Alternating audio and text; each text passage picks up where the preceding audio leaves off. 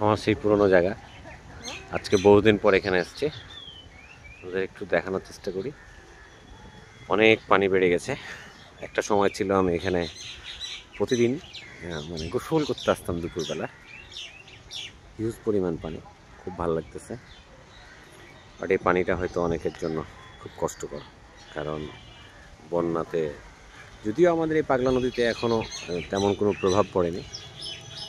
হ্যাঁ, দেখি কি চমৎকার যে কিছু বাচ্চা যা গোসল করতেছে। একটা সময় ছিল এখানে বসে মানে গোসল করে লাফ দিতাম আমিও, কিন্তু এখন দেখে মনে হচ্ছে যে আমিও লাফালাফি শুরু করি, বাট এখন ওই সাহসটা হচ্ছে না আর কি। একটা সময় ছিল প্রচুর লাফালাফি করেছি। এখন ওই যে বাচ্চারা গোসল করতেছে দেখে খুব ভালো লাগতেছে। হ্যাঁ, তবে এর ভিতরে একটা নৌকায় ঘোরাঘুরি করবো, আপনাদের দেখানোর চেষ্টা করব। সে পর্যন্ত ভালো থাকেন।